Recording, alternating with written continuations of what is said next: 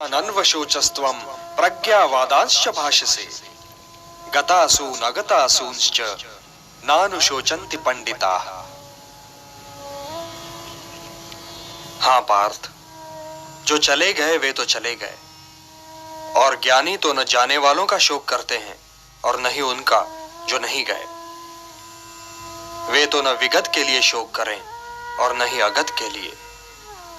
तुम्हारी शैली तो ज्ञानियों की ही है, किंतु बात तुम मूर्खों जैसी कर रहे हो। शोक करने से पहले यह तो देखो कि तुम जिनके लिए शोक कर रहे हो वे तो शोक के योग्य ही नहीं है। तो क्या पितामह या गुरुश्रेष्ठ आचार्य शोक के योग्य नहीं है केशव? यदि वे शोक के योग्य होते तो मैं ये कहता ही क्यों पार्थ। तुम इस सत्य को समझ लो पार्थ कि मूल तत्व शरीर नहीं आत्मा है, और मृत्यु उसकी यात्रा का अंत भी नहीं है, क्योंकि उसकी यात्रा तो अनंत है। मृत्यु तो केवल एक पड़ाव है पार्थ, केवल एक पड़ाव। सांस का अंत पवन का अंत नहीं है। यूं समझो पार्थ कि प्राणी तो पहले बालक होता है, फिर वो बालक युवा हो जाता है, फिर वो युवा वृद्ध और फिर मृत्यु।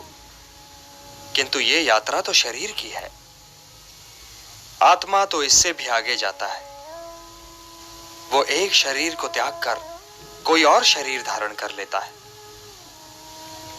इसलिए जो यात्रा मृत्यु पर समाप्त हो जाए वो तो केवल शरीर की यात्रा है पार्थ, केवल शरीर की यात्रा है। न जायते म्रियते वा कदाचित् नायं भूत्वा भविता वा न भूयः अजो नित्यः शाश्वतोऽयं पुराणो न हन्यते हन्यमाने शरीरे।